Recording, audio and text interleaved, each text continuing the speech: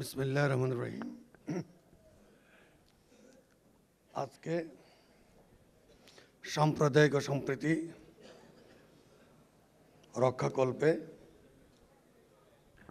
যে সংগঠন আনুষ্ঠানিকভাবে আজকে গঠন হয়েছে এবং আজকে এটা প্রকাশ হতে যাচ্ছে, Bangladesh inter religious forum for piece and harmony.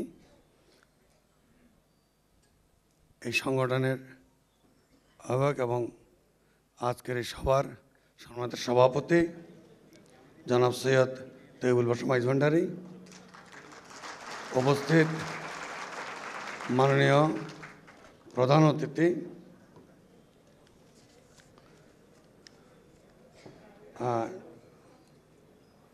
Professor doctor Gauhar Rizvi, মাননীয় প্রধানমন্ত্রীর উপদেষ্টা, পররাষ্ট্র বিষয়ক উপদেষ্টা, আমার অত্যন্ত আপনজন, উপস্থিত আছেন হিন্দু বৌদ্ধ খ্রিস্টান ঐক্য পরিষদের সম্মানিত সাধারণ সম্পাদক জনাব অ্যাডভোকেট রানা দাশগুপ্ত, এবং উপস্থিত আছেন আমার আরেক ভাই আপনজন মৌলানা মোহাম্মদ ফরিদউদ্দিন মাসুদ সাহেব, যিনি ইতিমধ্যেই দেশে এবং বিদেশে এই জঙ্গিবাদ বিরোধী বই লিখে এবং 1 লক্ষ উপরে আলেমদের স্বাক্ষরযুক্ত বই লিখে তিনি ইতিমধ্যেই সমাদৃত হয়েছেন, আলোচিত হয়েছেন এবং মাননীয় প্রধানমন্ত্রীর তিনি একজন ঘনিষ্ঠজন। এবং উপস্থিত আছেন, এখানে উপস্থিত থাকার কথা ছিল শ্রীমৎ তপনানন্দ গিরি মহারাজ। অত্যন্ত তিনি আমাদের প্রিয় এবং মুরব্বী। তিনি অসুস্থ হয়ে এই মুহূর্তে মাদ্রাজে আছেন। তার কায়মনোবাক্যে তার সুস্বাস্থ্য কামনা করছি। উপস্থিত তিনি শঙ্কর মঠ ও মিশনের এবং এখানে আছেন ডাক্তার জিনবধি ভিক্ষু, প্রাক্তন সাধারণ সম্পাদক বাংলাদেশ বৌদ্ধ ভিক্ষু মহাসংঘ, এবং বিশপ পল শিশির সরকার, প্রাক্তন মডারেটর, চার্চ বাংলাদেশ ধর্মীয় নেতা, এবং এখানে ব্র্যাক বিশ্ববিদ্যালয়ের সহযোগী অধ্যাপক সামিয়া হক এখানে বক্তব্য রেখেছেন। এছাড়াও সহসমন্বয়কারী হিসাবে নির্মল কুমার চ্যাটার্জি, নির্মল রোজারিও এবং ভিক্ষু সুনন্দ প্রিয় ওনারা ইতিমধ্যে বক্তব্য রেখেছেন। আমি সকলকে আন্তরিক ধন্যবাদ জানাচ্ছি এবং উপস্থিত সুধীমণ্ডলী, সাংবাদিক বন্ধুগণ এবং হিন্দু বৌদ্ধ খ্রিস্টান মুসলিম সম্প্রদায়ের আলেম ওলামা এবং ভিক্ষু এবং যারা এখানে এসছেন, আমাদের শ্রদ্ধেয় পণ্ডিতবর্গ এবং অনেক মহিলাদেরকে দেখতে পাচ্ছি এবং অনেক এসছেন, সকলকে আমি আমার অন্তর থেকে অভিনন্দন ধন্যবাদ জানাচ্ছি। আসসালামু আলাইকুম ওয়া রাহমাতুল্লাহি ওয়া বারাকাতুহু। এবং অন্য ধর্মের যারা আছেন সকলকে আদাব এবং নমস্কার। আসলে এখানে বক্তব্য দেওয়ার অনেক কিছুই আছে, কিন্তু সময় কম। ডক্টর গওহর রিজভী সাহেব বলবেন এবং ওনাকে পেয়েই আমি দু একটি বিষয় নিয়ে ইয়ে করতে। প্রথমে আমি ভোলাতে যে ভোলার বোরহানউদ্দিনে যে ঘটনা ঘটেছে এর তীব্র নিন্দা জানাচ্ছি এবং মহানবী সাল্লাল্লাহু আলাইহি সাল্লামের কে কটূক্তি করে যে আইডি হ্যাক করা হয়েছে, যেখানে দেশের সব মানে প্রধানমন্ত্রী শেখ হাসিনা বলে ফেলেছেন, তিনি জেলেই বলেছেন তার কাছে সে তথ্য আছে যে একজন হিন্দু ধর্মের ব্যক্তির হ্যাক করে একজন মুসলিমই এই জিনিসটা কাজ করেছেন। ওনার কথা ধরে আমি বলতে চাই, কে করেছেন না করেছেন সেটা দেশের প্রধান হিসেবে ওনার কাজ এবং আইন শৃঙ্খলার কাজ, এটা আমার কাজ না। আমরা আজকের এই সম্প্রদায় সম্প্রীতির এই মঞ্চ থেকে আমরা বলতে চাই, আমরা এর তীব্র নিন্দা জানাচ্ছি এবং যে ব্যক্তি দোষী হোক তার বিচার দাবি করছি। একই সাথে সাথে আমরা কামনা করি কোনো ধর্মের ব্যাপারে কেউ উস্কানিমূলক বক্তব্য দিবে এটা আমরা আশা করি না। আমি কিন্তু গতকাল রাত্রে এবং কিছুদিন যাবৎ আমি অসুস্থ ছিলাম। আমি সাধারণত ইউটিউব দেখি না, আমার অভ্যাস নাই, আর নিজের কোনো ফেসবুক নেই। তারপরে শুনি যে আমার নামে নাকি 50টার বেশি ফেসবুক চালু হচ্ছে। কে বা কারা করেছে ওনারা ভালো জানেন, কী করছেন তাই তারা জানেন। আমি ফেসবুক দেখিও না, ফেসবুক আমি চালাইও না, আর চালাতে পারিও না, ছেলেরা যা করে। তাই আমি মাঝখানে অ্যাপোলোতে হাসপাতালে অনেক দিন ভর্তি ছিলাম। আমার ব্রঙ্কাইটিস অ্যাটাক হয়েছিল, এর আগেও 3বার হয়েছিল। দোয়া করবেন আমার জন্য। আমার কিন্তু পরিচয় নতুন করে দেওয়ার কিছু নেই, সকলে জানেন এবং চেনেন। আমি নন্দিত, নিন্দিত, আলোচিত, সমালোচিত দুটোই আমার আছে। এখানে যেটা দাদা যেটা বলে গিয়েছেন রানাদাস গুপ্ত সাহেব, যে আমরা অনেক দিনের, আসলে আমরা অনেক দিনের হিন্দু বৌদ্ধ খ্রিস্টান ঐক্য পরিষদ। আমার যতটুকু মনে পড়ে 82 সালে ডক্টর জেনারেল সিআর দত্তের নেতৃত্বে, 88 পরে বেশি 88, যেই হোক, এতে যেটা হয়, এবং সুধাংশুদার কথা আমার মনে আছে, এবং প্রয়াত যে কদিন আগে গেল সুরঞ্জিত দাস সহ আমরা সকলে মিলে সেদিন যখন হয়, এবং সেদিন থেকে কিন্তু আমি হিন্দু বৌদ্ধ খ্রিস্টান ঐক্য পরিষদ কিন্তু উপদেষ্টা তখন থেকে এখনও আছি, অনেকে জানে না। আর তার চেয়ে বড় কথা হচ্ছে আমার যে জায়গায় জন্ম মাইজবান্ডার দরবার শরীফ, সেই জায়গাতে ছোটকাল থেকে কিন্তু আমরা ধর্মনিরপেক্ষতা বলেন আর সকল ধর্মের সাথে যোগাযোগ স্থান করে এই ছোটোর থেকে আমরা বড় হয়েছি। এই মাইজবান্ডার দরবার শরীফের যেমন আছে খলিফা, যেমন ছিলেন আপনার কী বলা যায়, যেমন মৌলানাদের মধ্যে ছিলেন মৌলানা জমরুদ্দিন শাহ, তার সাকরাপুরি, রাজাপুরি, এবং চট্টগ্রামের যে হাঁড়াঝাড়ি সে মৌলানা শের বাংলা সাহেব। একইভাবে এই দরবারের খলিফা ছিলেন ধনঞ্জয় বড়ুয়া, এই দরবারের খলিফা ছিলেন শ্রী রমেশশীল, এই দরবারের খলিফা ছিলেন আপনার রোজারিও, আমার পুরো মনে নেই, ধনঞ্জয় বড়ুয়া, রোজারিও সহ বেশ কয়েক, অর্থাৎ প্রত্যেকটা ধর্মের এখানে ছিলেন, তারা কাজ করে গিয়েছেন। ঐক্যবদ্ধতা আমি দেখেছি, দেখেই বড় হয়েছি। এবং এখানে যখন সবাই যেত, এবং মুক্তিযুদ্ধের সময় আমাদের মাইজবান্ডার দরবার শরীফটা ছিলেন তো সকলে যেন উন্মুক্ত, এবং রামগড় দিয়ে যখন যেত, সাবরুম দিয়ে যখন আপনারা চট্টগ্রামে যারা ছিলেন বুঝে সবাই গিয়েছেন, সবাই কিন্তু মাইজবান্ডার দরবার শরীফ তাছাড়া যাননি। সেখানে হয় খেয়েছেন, থেকেছেন, ওখান থেকে গিয়েছেন। আবার মহিউদ্দিন চৌধুরীর কথা মনে পড়ে আমার, ওনারা সকলেই ওখান থেকে আসার পথেও আমাদের কাছে যখন মুক্তিযোদ্ধার ট্রেনিং নিয়ে আসতো, অস্ত্র জমা রাখতো, দিনে ঘুমাতো, রাত্রে আমাদের থেকে আবার অস্ত্রগুলি নিয়ে ইয়েতে যেত। আমাদের কাজে ছিল এটা, কিন্তু খাওয়ানো, জায়গা দেওয়া।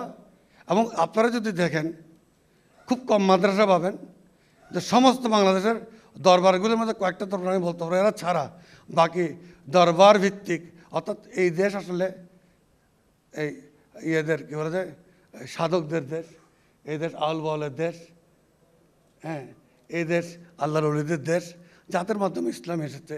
এরা কিন্তু অসাম্প্রদায়িক ছিলেন সবাই। এই সেই জায়গার থেকে আমার উৎপত্তি, তাই এখানে আর কথা বাড়াবো না। আমি কয়েকটি বিষয় শুধু পিন পয়েন্টে যাব।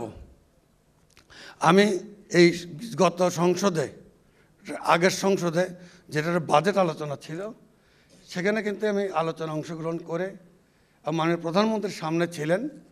আমি এখানে বাসন্তীও আছে আমার ছোট বোন, তারা ওখানে ছিল সকলে। আমি কিন্তু কয়েকটা প্রশ্ন উত্থাপিত করেছিলাম, সেখানে আজকে এখানে আবার বলছি। যেমন আজকে বুরহানুদ্দিনের ঘটনা নিয়ে কারা আটকে মাছ দাপড়াচ্ছে। আমি ইউটিউব যেটা বলেছিলাম, আমি অসুস্থ থাকার সময় ইউটিউবে ঢুকে দেখেছি মাননীয় প্রধানমন্ত্রীকে নিয়ে কারা অকথ্য ভাষায় কথা বলছে।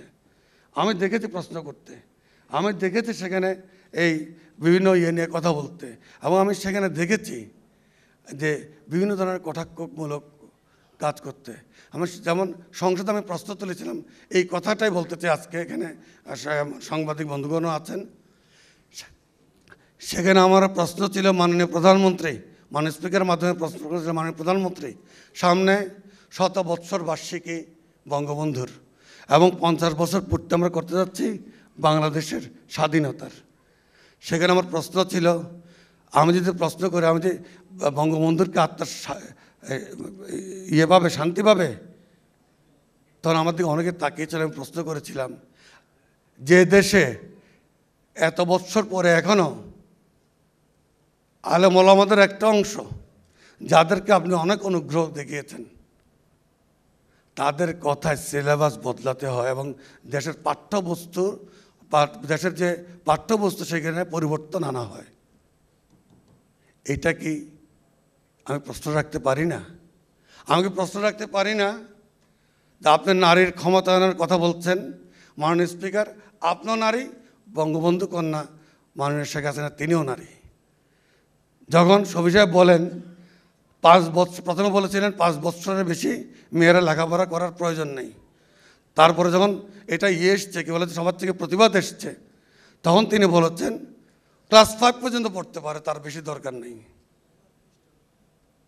একই সাথে যদি কথাগুলি বলতে চাই, অনেক কথা বলতে হবে। আমি প্রশ্ন করেছিলাম, আজকে বাংলাদেশ স্বাধীনতার এতদিন পরে, কদিন পরে 50 বছর পূর্তি হবে, এখনও অনেক প্রতিষ্ঠানে আমার সোনার বাংলা আমি তোমায় ভালোবাসি জাতিসংগীত গাওয়া হয় না। এটার প্রশ্নের কি উত্তর মাননীয় স্পিকার, মাননীয় প্রধানমন্ত্রীর মাধ্যমে জিজ্ঞাসা করতে চাই। বঙ্গবন্ধুর আওয়ামী লীগ ঠিক ছিল, আজকের আওয়ামী লীগও ঠিক আছে আপনার নেতৃত্বে, তারপরও এই প্রশ্নের উত্তর আপনাকে আজকে না দেন, আগামী প্রজন্মকে অবশ্যই দিতে হবে আপনাদেরকে। আজকে যদি প্রশ্ন করতে চাই, আমি এই সরকারের আমলেই জাতিসংগীত গাওয়া হয়ই না, তাদের পাঠ্যপুস্তকের মধ্যে বাংলাদেশ স্বাধীন হয়েছে তার কোনো ইতিহাসই লেখা নাই। এটা কি মানা যায়? এগুলো মানা যায় না। এই প্রশ্নগুলোর উত্তর কে দিবে? আমরা সম্প্রীতির কথা বলছি, সব কিছুর কথা বলছি, তাই মাননীয় প্রধানমন্ত্রী তো আপনার দৃষ্টি আকর্ষণ করছে, আপনি মাননীয় প্রধানমন্ত্রীর অনেক কাছের লোক। আমরা যখন বহির্বিশ্বের এই অনেক ডিপ্লোম্যাটসরাও এখানে এসছেন, জাতিসংঘের প্রতিনিধি এসছেন, তাদের সাথে যখন আমরা বসি, তাদের প্রশ্নের কিন্তু উত্তর আমরা দিতে পারি না।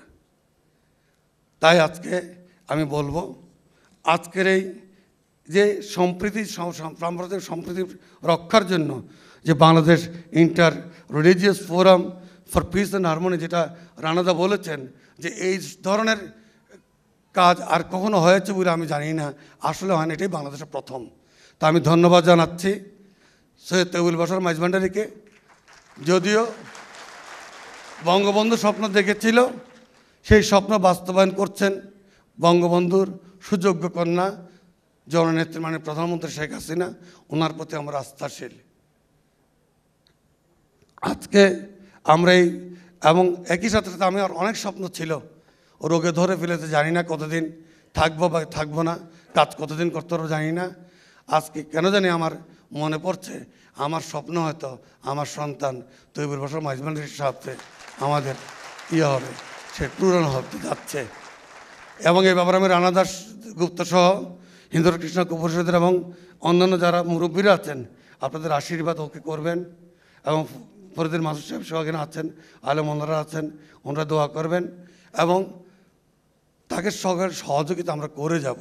কারণ আগামী দিনের প্রজন্মটাই হচ্ছে, এই প্রজন্মটাই আগামী দিন এগিয়ে নিয়ে যাবে।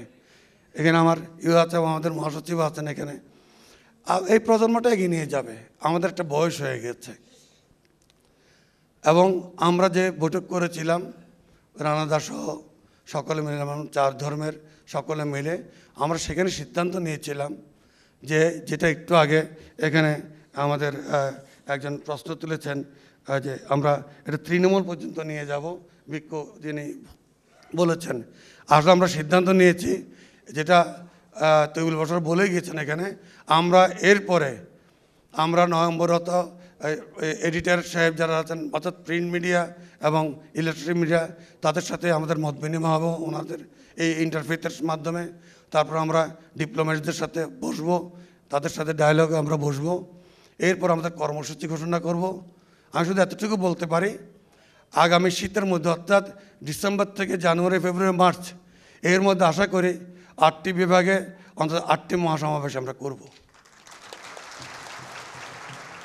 এরপরে আমরা জেলা এবং উপজেলা ভিত্তিক হবে এবং আগামী 1 থেকে 1.5 বছরের মধ্যে উপজেলা পর্যন্ত প্রত্যেক জায়গায় আমাদের এই সকল ধর্মের মিলে ঐক্যবদ্ধ আমরা প্ল্যাটফর্ম তো সবারই আছে, শুধু একতা হওয়া, এটাকে আমরা এক জায়গায় নিয়ে আসবো, অর্থাৎ ঐক্যবদ্ধ হবে, কমিটি গঠন হবে। আমি শুধু এতটুকু বলতে চাই, আজকের এই প্রয়াস সম্প্রীতির জন্য এবং মৌলানা ফরিদুল মাসুম যথার্থই বলেছেন, তিনি হাদিস শরীফ দিয়ে এবং পাক কোরআনের কালাম পাক থেকে বলেছেন যে মন্দ থেকে মন্দই হয় এবং ইয়ের থেকে কী বলা যায়, এবং তিনি বলেছেন যে প্রেম ও ভালোবাসা, তিনি আমাদের কথাই বলেছেন। তরিকার জগতের বলেন, ইসলামের বলেন, এবং প্রত্যেক ধর্মের প্রতি মূল বাক্যই হচ্ছে প্রেম ও ভালোবাসা, অর্থাৎ সবাইকে ভালোবাসো, সকলের মধ্যে নিরঞ্জনকে খুঁজো। অর্থাৎ এটা যদি কোরআনিক ভাষা বলতে চাই, আল্লাহু নূরুস সামাওয়াতি ওয়াল আরদ, অর্থাৎ আল্লাহ আসমান এবং জমিনে সমস্ত সৃষ্টির মধ্যে বিরাজমান। তিনি কিন্তু এখানে শুধু মুসলমানদের মধ্যে বিরাজমান এই কথা কিন্তু আল্লাহ পাক বলেননি, সকলের মধ্যে বিরাজমান। সকলের মধ্যেই তো আমরা মালিককে খুঁজে পাবো, উপরওয়ালাকে খুঁজে পাবো, এটাই সত্য। তাই আজকে যেমন আমরা মাননীয় প্রধানমন্ত্রীকে ধন্যবাদ জানাই যে রোহিঙ্গা ক্রাইসিস বলেন, এত কিছুর মধ্যেও মাথা ঠান্ডা রেখেছেন এবং কাজ করে যাচ্ছেন। আশীর্বাদ করি, দোয়া করি উনি এগিয়ে যাক। এবং একই সাথে সাথে এটাও স্মরণ করিয়ে দিতে চাই, আমরা ঐক্যবদ্ধ ছিলাম এবং আছি। আমরা স্বাধীনতার সপক্ষে যারা আছি, আমাদের অন্য কোথাও যাওয়ার কোনো সুযোগ নেই। তাই বলে সমস্ত অন্যায় মেনে নেব, এটা মনে করা ঠিক হবে না। আগে হিন্দু, বৌদ্ধ, খ্রিস্টান আপনারা শুধু একসাথে ছিলেন, আজকে আমরা মুসলমানরা ঐক্যবদ্ধভাবে আমরা একত্র হয়ে ইন্টারফেথ রিলিজিয়ান্স আমরা হয়েছি। যেমন আমি আগে গিয়েছি তরিকত ফেডারেশন নিয়ে, বুদ্ধিস্ট কমিউনিটি যখন সেই রামুতে হয়েছিল এবং কক্সবাজার আমি নিজে গিয়েছি দেখতে, আমাদের এই টুপি মাথা দিয়ে গিয়েছি এবং নাসিরনগরে গিয়েছি, সব জায়গায় আমরা গিয়েছি, যার যেখানে সমস্যা হয়েছে আমরা গিয়েছি। আমরা সকলে মরা, সকলের তরে, এটাই তো আমাদের কথা এবং মানবতার কথা প্রত্যেকটা ধর্মে বলে। এবং ইসলাম অর্থাৎ শান্তির ধর্ম, প্রত্যেকটা ধর্মই শান্তির কথা বলে। কমন কিছু কথা আছে যেগুলিতে করার কিছু নেই। তাই আমরা আজকে প্রতিবাদ্য বিষয় এইটাই হোক যে ইন্টারফেথ রিলিজিয়ন যেটা হচ্ছে সম্প্রীতি, আমরা ঐক্যবদ্ধভাবে এগিয়ে যাব এবং আমরা একে অন্যের পরিপূরক হিসেবে কাজ করব, একে অন্যের ব্যথায় ব্যতীত হব, একে অন্যের সুখে সুখী হব, একে অন্যের আনন্দে আনন্দিত হব। আমরা এক অন্যের পরিপূরক হিসেবে কাজ করব, এর মাঝখানে কিছু নেই। তাই আমি এই কথা বলতে চাই, ডক্টর গওহর রিজভী সাহেব আপনার দৃষ্টি একবার আকর্ষণ করছি। মাননীয় প্রধানমন্ত্রী, আমি একটা কথা ওনাকে বলেছিলাম, আজকে আবার বলছি, 82,000 গ্রাম বাংলাদেশে, 82,000 গ্রামে যদি যান, হিন্দু, বৌদ্ধ, খ্রিস্টান যেমন খুঁজে পাবেন, মুসলমানরা তো আছেই। আর আমাদের যদি খুঁজতে চান তাহলে হয় চিশতিয়া, নাহলে কাদেরিয়া, নাহলে নকশবন্দিয়া, নাহলে মাইজবান্ডারিয়া, কারো না কারো একাধিক খানকা বা আস্তানা খুঁজে পাবেন। আমাদের দুর্ভাগ্য আমরা ঐক্যবদ্ধ না। আমাদের দুর্ভাগ্য আর সৌভাগ্য যাই বলেন, পেট্রোল ডলার আমরা পাই না। আমাদের কাছে মধ্যপ্রাচ্যের ডলার আসে না বা আসে না, আমাদের কাছে অন্য কিছু আসে না। আমি একটা প্ল্যাটফর্ম খুঁজছিলাম, আজকে সেই প্ল্যাটফর্ম আল্লাহ আমাকে দিয়েছেন, আপনাদের একসাথে আছি। বিশ্বাস করুন, আপনারা যদি 3 কোটি হন, আমরা যদি হই, কত কোটি সেটা বলার দরকার নাই। আমার জানা মতে আপনাদের শুধু ভোটারই আছে 1,75,00,000 উপরে। প্রায় 2 কোটির কাছাকাছি। আমরা সহ যদি একত্র হই, আগামী দিনের ভাগ্য আমাদের সাথে কথা বলে নির্ধারণ করতে হবে।